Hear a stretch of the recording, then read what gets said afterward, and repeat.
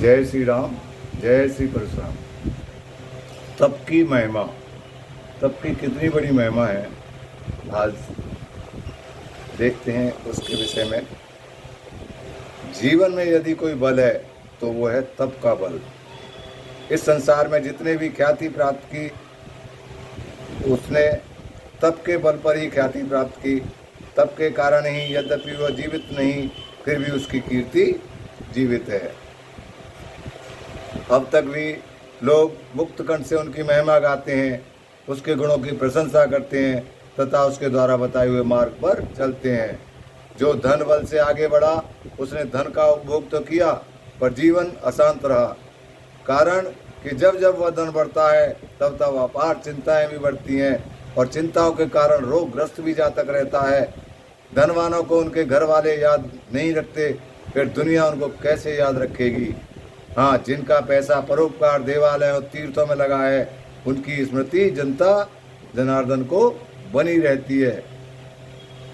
जो भुजाओं के बल से बड़ा परोपकार, धर्म तथा मातृभूमि के लिए युद्ध किए, उसके बल की प्रशंसा जनता जनार्दन ने अवश्य की। उसकी कीर्ति भी अमर रही। जिन्होंने भुजाओं के बल को अधर्म अथवा जनता जनार्दन को सताने में लगाया, उसकी सर्वत्र निंदा हुई और उसका अंत अपकीर्ति में हुआ। दैत्य दानव जब देवताओं से हार गए, तो उन्होंने देवताओं को जीतने के लिए तप किया, और ब्रह्मा शंकर जी ने अमर होने का वरदान प्राप्त किया। और तपोबल से इनमें इतना देह बल, मनोबल, बुद्धि बल बढ़ा कि इनके सामने इंद्र आदि देवता भी, बड़े बड़े लोकपाल भी नहीं टिक पाए। और युद्ध में इन सब को परास्त कर स्वर्ग का राज्य भोगा। बड़े बड़े देवता उनसे इतने भयभीत रहते थे कि डर के मारे गुफाओं में चिरकाल तक इनको छिप कर रहना पड़ा। यदि वो दैत्य दानव तप नहीं करते, तो किसी भी काल में, किसी भी युग में देवताओं को परास्त नहीं कर पाते और न ही राज्य कर पाते। परंतु इंद्रियों पर नियंत्रण न होने के कारण उनका पतन हुआ और सद्गुण देव शक्ति के आगे पराजित हो गए। इससे यह सिद्ध होता है कि तपोबल ही सर्वोपरि बल है। प्रत्येक प्राणी मात्र को मानव देह पाकर तप करना चाहिए, क्योंकि यह मानव देह बार बार नहीं मिलता। तप करके तप बल की बुद्धि नित्य करनी चाहिए, और सबसे पहले नवग्रह के 9 मंत्रों का आश्रय लेकर सूर्यकृत, कार्तीय, वार्षिक, मानसिक, ज्ञाता ज्ञात, भक्ष्य, भोग्या भोग आदि पापों के पहाड़ों का विनाश कर देना चाहिए, और अपने जीवन को परोपकार आदि करके परम शांत उज्जवल बना लेना चाहिए। जितना अधिक तप होगा, उतना ही जीवन अधिक सुखमय होगा। इन विश्वामित्र ने महर्षि वशिष्ठ से युद्ध करने के लिए समस्त दैत्य बल का प्रयोग किया। पूर्व से वशिष्ठ पर धावा बोला।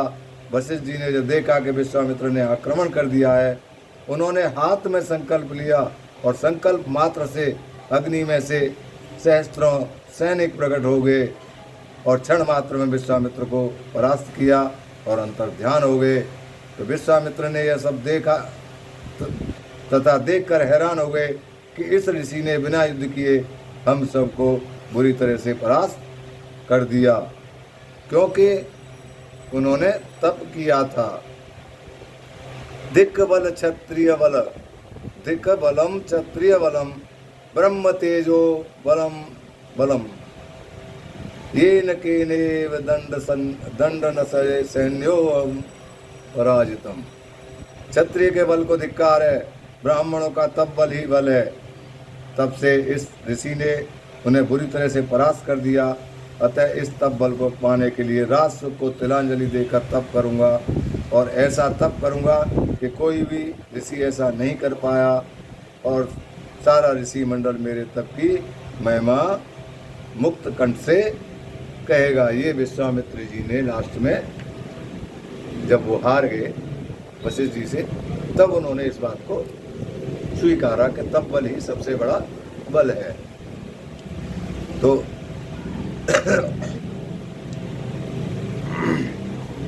विश्वामित्र जी ने दृढ़ संकल्प करके राजपाट छोड़ दिया और तप में लग गए।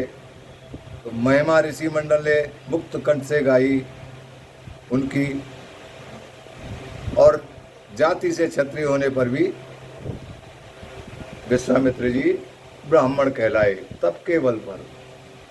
तो राजा हरिश्चंद्र की परीक्षा लेकर धर्म की अग्नि में तपाकर सम्राट हरिश्चंद्र को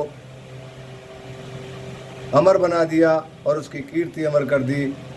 जब तक सूर्य चंद्रमा रहेंगे तब तक उसकी कीर्ति का ज्ञान मुक्त कंठ से संसार हमेशा गाता रहेगा।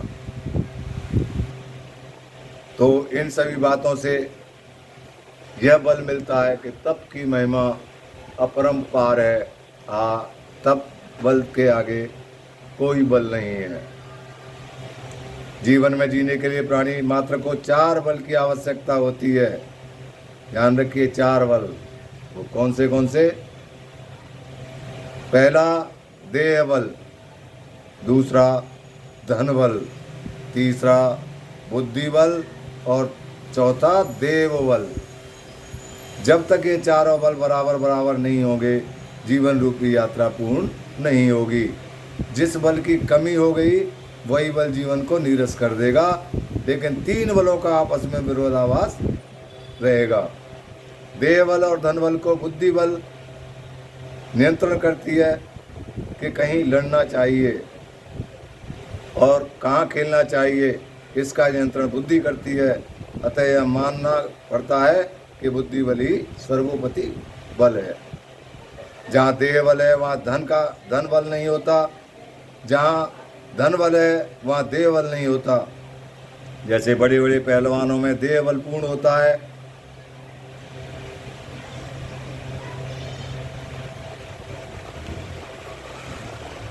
वैसे बड़े बड़े पहलवानों में देह बल पूर्ण होता है।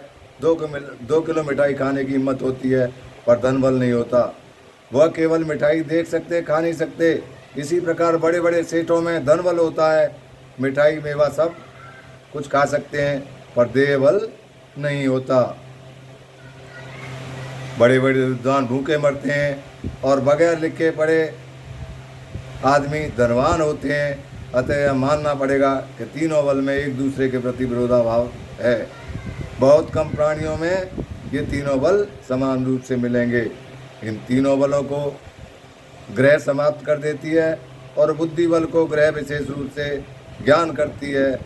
निर्णय शक्ति बिगड़ते ही लाखों रुपए की मार व्यापारियों को क्षण मात्र में लग जाती है।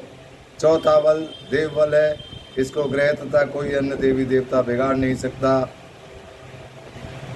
पर देव बल को कोई प्राप्त नहीं करना चाहता।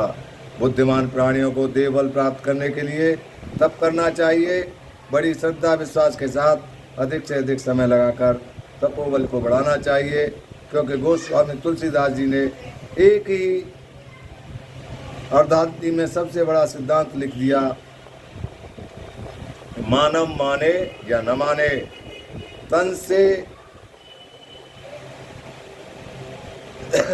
से अनमन न कछु संसारा। तो बंधुओं, तपबल की महिमा आपने जानी। आप सबको समय निकालना चाहिए तप के लिए। तप बल सर्वोपरि है। जय जय श्री राम, जय श्री भगवान परशुराम। जय हो सत्य सनातन धर्म। जय जय श्री राधे।